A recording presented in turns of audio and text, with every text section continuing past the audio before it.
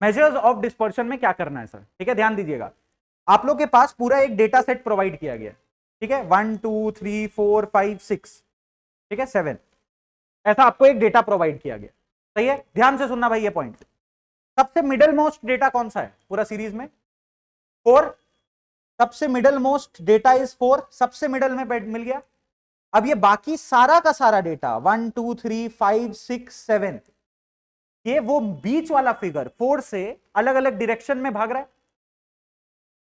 3 is far away from 4, 2 is even more far away from 4, 1 is even further away from 4। तीनों का distance ज्यादा है। नीचे की तरफ भी देखिए सेम पैटर्न है। अब सेम पैटर्न हो या ना हो, लेकिन एक मिडल वैल्यू से जितना भी अदर वैल्यूज होता है कुछ ना कुछ डिविएट कर रहा होता है। ये जो सारा वैल्यूज डिविएट कर रहा है, एवरेज में कितना डिविएट कर रहा है, एवरेज में कितना डिविएट कर रहा है, ये सेंट्रल फिगर से। इस वर्ड को हम लोग बोलते हैं dispersion. How much the other observations are deviating from the centermost observation on an average. This is known as dispersion. और ये डिस्पर्शन नापने का मल्टीपल तरीका है और वो हम लोग का सिलेबस में हाँ है, वो भी है syllabus. Mean deviation from mean deviation, मतलब अच्छा खासा लेंदी टॉपिक है, ठीक है। तो डिस्पर्शन क्या है समझ में आ गया। एक सेंट्रल वैल्यू है, एवरेज में उससे बाकी सारा ऑब्जर्वेशन कितना डिविएट कर रहा है, that is known as dispersion.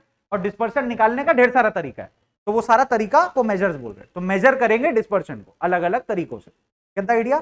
चलिए सर प्रोसीड करते हैं। अब यहाँ पर हम लोग का सिलेबस में क्या क्या है सर। सिलेबस में प्लीज पहले तो आप लोग नोट करिए ताकि हम लोग ट्रैक कर पाए, ठीक है। लिखिए सर आप लोग का सिलेबस में क्या क्या आने वाला है। मेजर्स ऑफ डिस्पर्शन का अंडर में मेजर्स ऑफ डिस्पर्शन, अभी हम खाली हेडिंग दे रहे हैं और आज जो हम लोग का डिस्कशन रहेगा उसके हिसाब से थोड़ा सा एडवांस डिटेल्स देंगे। मेजर्स ऑफ डिस्पर्शन में पहला चीज जो पढ़ेंगे दैट विल बी रेंज। उसके बाद हम लोग पढ़ेंगे क्वार्टाइल डिविएशन,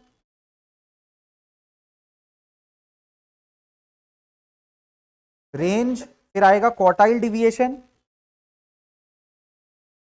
उसके बाद आने वाला है स्टैंडर्ड डिविएशन, के बाद आएगा स्टैंडर्ड डिविएशन। उसके बाद सर आएगा वेरिएंस, उसके बाद सर आएगा वेरिएंस। क्वार्टाइल याद नहीं है आपको, पढ़ाए थे तो वो मीन जो Q1 Q2 Q1 Q3 quartile, हाँ स्टैटिस्टिक्स, हाँ आपका मैथमेटिक्स में भी आता है ये पोर्शन। फिर आ गया वेरिएंस और उसके बाद क्या पढ़ेंगे हम बता दे रहे एक और कंसेप्ट आने वाला है combined standard deviation, combined standard deviation.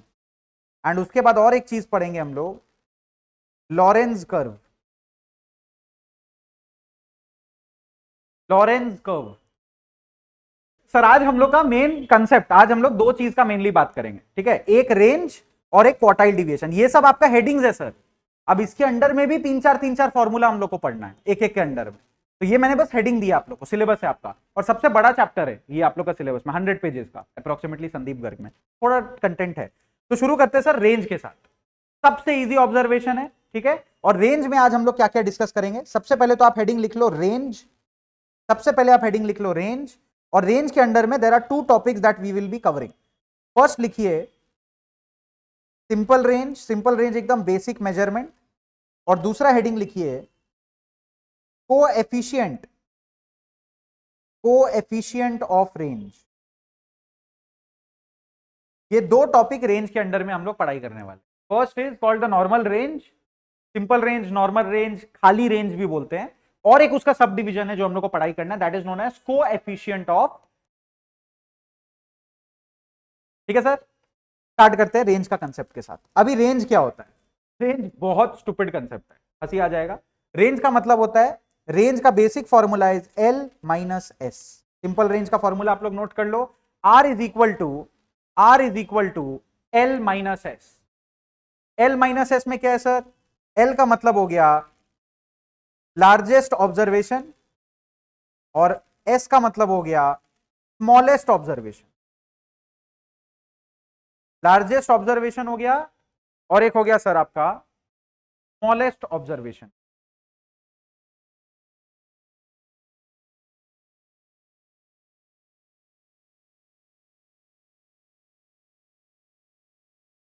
Range में भी आपको इंडिविजुअल, डिस्क्रीट और कंटिन्यूअस करना है।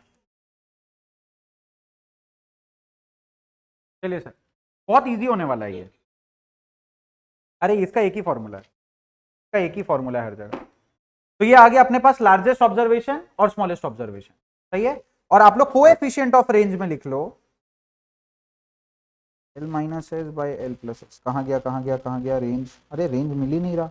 हाँ ये रहा रेंज, हाँ L माइनस एस। और कोएफिशिएंट ऑफ रेंज का फॉर्मूला लिखिए L minus S divided by L plus S. L minus S divided by L plus S. तो एक फॉर्मूला हम लोग के पास आया है simple range which is L minus S, और दूसरा फॉर्मूला हम लोग के पास आया है L minus S plus L divided by L plus S. चलिए सर, तो एक हो गया लार्जेस्ट ऑब्जर्वेशन और दूसरा हो गया स्मॉलेस्ट ऑब्जर्वेशन। अब इस पे आप लोग एकदम जोर से ध्यान दीजिएगा, ठीक है। लार्जेस्ट ऑब्जर्वेशन और स्मॉलेस्ट ऑब्जर्वेशन का मतलब क्या होता है? कोई भी आपको सीरीज मिलेगा, आप उसमें एक्स का वैल्यू चेक करेंगे। समझ में आ रहा है? ठीक है सर, एक पहले डिस्कशन करते हैं under individual series. Under individual series, sir individual series में हम लोग क्या देखते हैं? सपोज 1 2 3 4 5 6, सही है। ये हो गया, बस खत्म सम आपका। अब बोला कि इसका रेंज निकालो, हाईएस्ट वैल्यू कितना है? 6। स्मॉलेस्ट वैल्यू कितना है? आ गया आंसर, रेंज। कुछ नहीं करना है, super easy, super duper easy. Any more discussion required? Simple है बस। चलो भाई, अब अगर हम लोग को अगर बोलेगा, लेट्स से अगर हम लोग को बोलेगा यहां पर डिस्क्रीट सीरीज, यहां पर हम लोग को बोलेगा डिस्क्रीट सीरीज, तो डिस्क्रीट सीरीज में क्या होगा सर? एक्स का वैल्यू दिया हुआ रहता है, एफ का वैल्यू दिया हुआ रहता है। धीरे धीरे आप लोग को याद आएगा। एक्स में 1 2 3 4 5 6 ऐसा कुछ लिख दिया, एंड एफ में बोल दिया 2 3 4 3 2 1 ऐसा कुछ। फाइन। अब मेरे को बताओ इसका रेंज कितना होगा? एनीबडी? आप लोग हाईएस्ट वैल्यू किस में खोज रहे हो? एक्स में खोज रहे हो कि एफ में खोज रहे हो? दोनों मिला के खोज रहे हो, हमको तो ऐसा लग रहा है। इसका भी आंसर 5 होगा। प्रॉब्लम क्या है ना, अब आप पूरा चीज देख रहे हो यहां पर बैठ के, चलो हम इसको 14 कर देते हैं। 5 होगा। आप लोग क्या कर रहे हो ना, आप लोग ओवरऑल बस एक बार देख रहे हो और देख रहे हो सबसे बड़ा नंबर कौन सा है और सबसे छोटा नंबर कौन सा है। नहीं सर, आपको एफ से कोई मतलब ही नहीं है, आप एफ को पूरा भूल जाइए, आप सिर्फ एक्स को देखेंगे, तो आंसर सेम आएगा sir, 6 minus 1 R is equal to 5। समझ में आ रहा है? तो you whenever you are studying range, you will never look at the frequency, cumulative frequency, कोई फर्क ही नहीं पड़ता है। बताते हैं अभी। ये हो गया आपके लिए आपका आंसर, यहां तक सिंपल है। खाली एक्स देखेंगे, एफ के तरफ नजर भी नहीं डालेंगे, सही। अब आते हैं सर कंटिन्यूअस का एक एग्जांपल हम आप लोग को दे देते हैं। कंटिन्यूअस सीरीज, कंटिन्यूअस सीरीज में कैसा रहता है? यहाँ पे बना हुआ रहता है क्लास और यहाँ पे बना रहता है फ्रीक्वेंसी। यहाँ पे लिखा रहेगा 0 to 10, 10 to 20, 20 to 30, 30 to 40, और यहाँ लिखा रहेगा 2 3 10 1 ऐसा कुछ, ठीक है। अब मेरे को बताओ इसका रेंज कितना है? लोएस्ट वैल्यू किस में चेक करेंगे सर? क्लास में चेक करेंगे, 0, और हाईएस्ट वैल्यू 40, तो 40 माइनस 0 मिल गया, ये हो गया रेंज। अब अगर आपको इसका आपको बोल दिया कोएफिशिएंट ऑफ रेंज निकालो, तो कोएफिशिएंट ऑफ रेंज का फॉर्मूला जस्ट आप लोग अभी नोट किए हो, क्या है sir? L minus S divided by L plus S.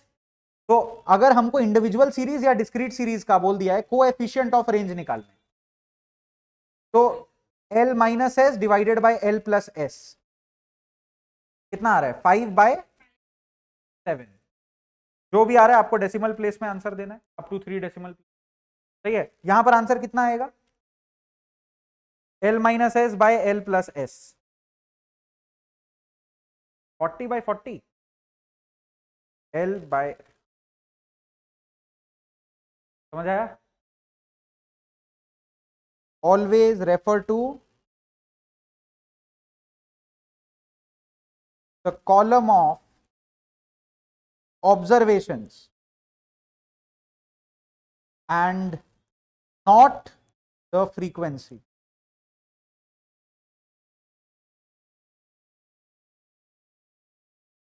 Frequency नहीं लेना है, ऑब्जर्वेशन लेना है। और ऑब्जर्वेशन का मतलब क्या हो गया सर? ब्रैकेट में लिख लो x,